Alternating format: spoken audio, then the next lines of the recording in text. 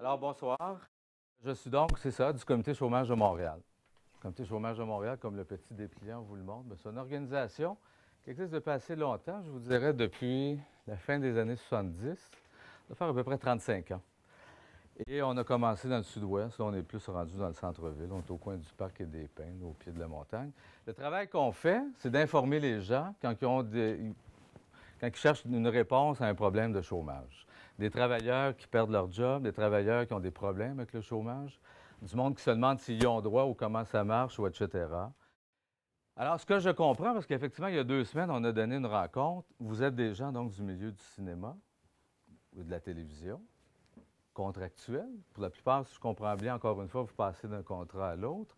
Donc, entre deux contrats, souvent, vous vous retrouvez en situation de chômage. Donc, c'est pas une énigme pour vous déposer une demande de chômage.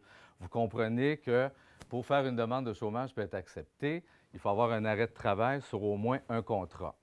À partir du moment que j'ai cet arrêt de travail-là et de cet employeur-là, 7 jours consécutifs, je peux déposer ma demande de chômage. Et puis voilà, puis cette demande-là va débuter. Savoir qu'il y a deux sortes de demandes de chômage. Il y a la demande initiale, celle qui débute une période de prestation sur un an, et il y a la demande dite renouvelée. C'est-à-dire que je suis en cours de période de prestation, et puis là, j'ai repris un contrat, j'ai travaillé 1 mois et demi, je reviens au chômage, je réactive mon ancienne demande de chômage, ça s'appelle une demande renouvelée. Quand vous faites cette demande-là, ils vont vérifier votre admissibilité, puis ils vont faire tous les calculs. C'est-à-dire, c'est quoi votre taux de prestation? C'est quoi la période de la prestation, etc. Combien de semaines ils vont vous payer, etc., etc. Tous ces chiffres-là, là, ils se retrouvent sur vos relevés d'emploi. Donc, vous ramassez vos relevés d'emploi et toutes les informations qui sont contenues sur le relevé d'emploi, c'est ça que le fonctionnaire va décoder puis rentrer ça dans sa machine pour savoir si vous êtes admissible à l'assurance emploi. Un, combien d'heures de travail vous avez accumulé au cours de la dernière année? Puis là, il y a des critères d'admissibilité. Genre à Montréal, en ce moment, ça prend 595 heures pour se qualifier au chômage. Pour un prestataire dit régulier, c'est-à-dire quelqu'un qui est sur le marché du travail, puis qui vient au chômage, puis qui retourne au marché du travail, puis etc.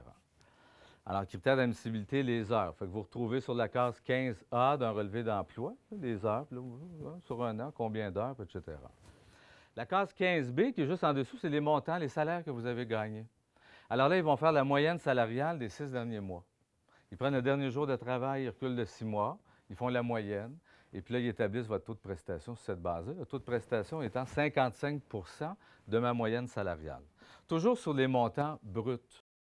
Et la période de prestation, combien de semaines de prestation ils vont m'accorder, c'est défini aussi en fonction de combien d'heures de travail j'ai accumulé au cours de la dernière année.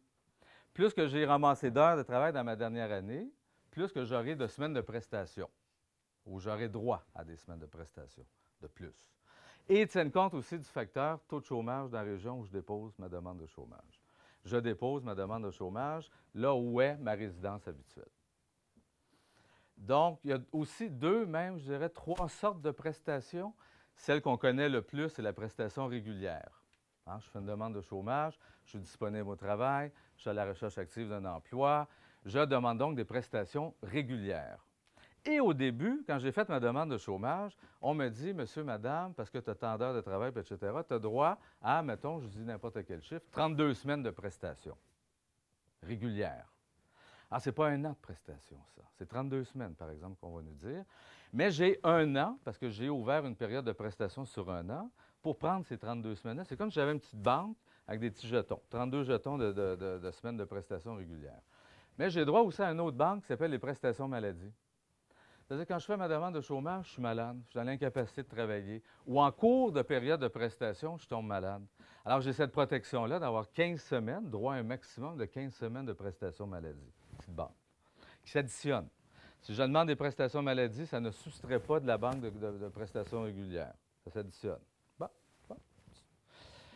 Et il y a une autre sorte de prestation, qui s'appelle les prestations compassion.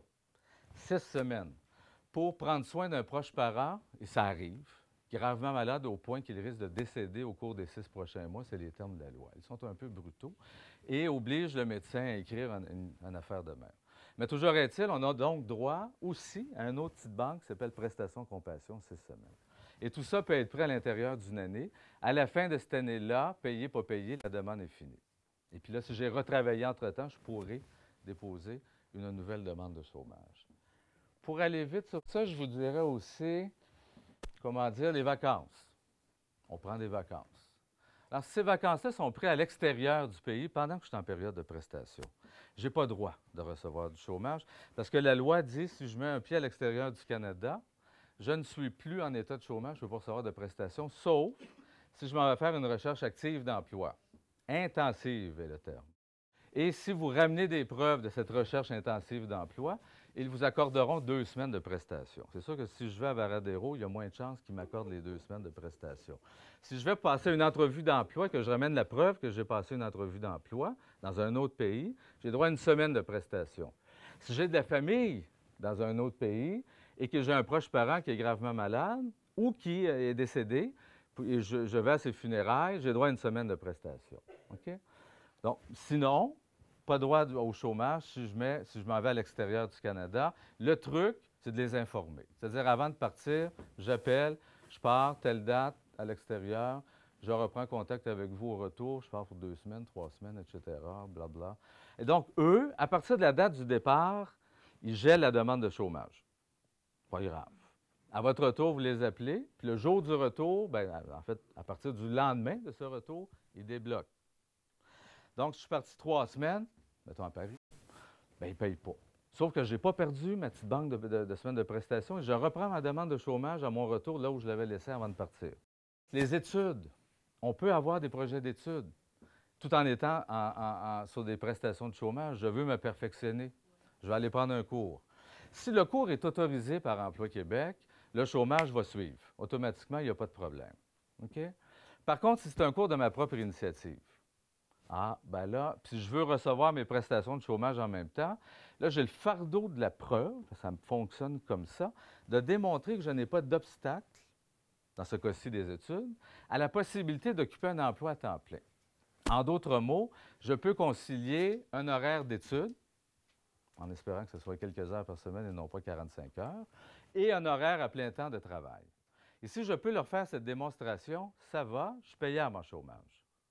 Par contre, si le cours, puis il n'est pas autorisé par Emploi Québec, pris de ma propre initiative, et genre 9 à 5 à tous les jours, du lundi au vendredi, il peut être difficile de leur démontrer que je suis à la fois aux études et à la fois complètement disponible au travail.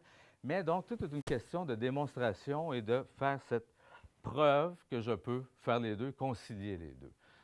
Je vais vous référer, par exemple, sur cette question-là, à un truc qu'on publie qui s'appelle Le petit guide de survie des chômeurs. Une trentaine d'années d'expérience se trouve là-dedans, c'est-à-dire décortiquer la loi du chômage puis la faire comprendre au monde. Et il y a un chapitre qui porte sur les études, et ça, c'est en ligne sur notre site. Alors, comitéchômage.qc.ca. Et puis là, il y a un bouton qui s'appelle Petit guide de survie des chômeurs, apparaît une table des matières. Et dans ces tables de matières-là, il y a toutes sortes d'affaires. Tu sais, comment ils calculent, puis mon taux de prestation, puis ma période, les prestations maladie, puis etc. Et donc, il y a un chapitre sur les études. Si vous avez à un moment donné une question comme celle-là, vous pouvez référer là. Que vous, ce que je comprends, vous êtes des salariés, la plupart du temps. À tout le moins, vous vous battez pour être des salariés, pour avoir ces protections sociales qui viennent avec le statut de salarié. Mais il arrive parfois, ce que je comprends, c'est que sur certains contrats, l'employeur exige que vous soyez vous-même, soit un travailleur autonome ou ayez mis sur pied une espèce de corporation ou quelque chose. En tout cas, vous êtes comme votre propre employeur. Vous êtes un travailleur autonome. Ça ne marche pas avec le chômage de travail autonome. OK? Si je fais un contrat comme travailleur autonome, ce n'est pas des heures assurantes pour le chômage. Ça, c'est clair. Mais quand je suis sur le chômage, une des premières questions, tu sais, il faut remplir nos cartes à chaque 2 semaines pour recevoir le chèque. Je fais ça par Internet, je fais ça par téléphone, le système Télédec. Une des premières questions, vous l'avez probablement confrontée ou testée, vous avez répondu à cette question-là. Êtes-vous un travailleur autonome?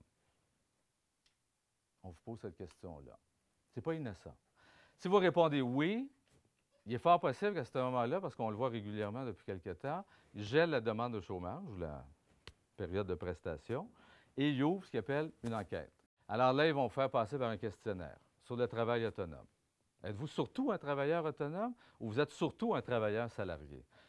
Et là, il y a toutes sortes de questions, parfois un peu embêtantes, et les gens, de bonne foi, parce qu'ils ont fait un contrat de travail autonome, vont dire, ben oui, innocemment, sans penser que ça peut avoir des conséquences. Ça a des conséquences.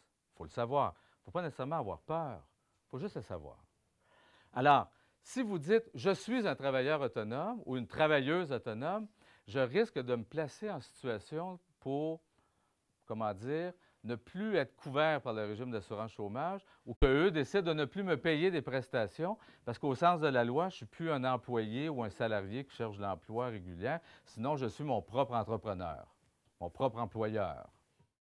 Alors, si on veut recevoir ces prestations de chômage, ben, on n'est pas travailleur autonome, sinon qu'on peut avoir fait des contrats comme travailleur autonome. Mais il faut faire donc cette démonstration que pour l'essentiel, je suis un travailleur ou une travailleuse salariée qui cherche un emploi comme salarié. Et que l'activité de travail autonome demeure, somme toute, marginale parce que soit on me l'impose, soit parce que c'est les réalités, puis voilà, des fois, pour offrir mes services, je dois. N'ayez crainte. C'est-à-dire, je vous le répète, à partir du moment que vous êtes essentiellement un salarié ou une salariée, il n'y en a pas de problème. Vous déclarez toujours vos revenus. C'est juste que la fameuse question d'entrée de jeu qui vous dit, êtes-vous travailleur autonome? Vous travaillez-vous à votre compte? Non. Non. Que j'aie fait un contrat, je déclare mes rémunérations, j'ai travaillé, blablabla, bla, bla, ou dans les autres rémunérations, vous pouvez dire, avez-vous travaillé pendant la période couverte par cette déclaration? Oui. J'ai gagné combien? 250 pièces, le numéro de téléphone de l'employeur. Mais vous ne travaillez pas à votre compte, parce que si vous travaillez à votre compte, là, vous êtes votre propre employeur. Un employeur n'a pas de droit au chômage. C'est ça la logique de la loi. On se comprend?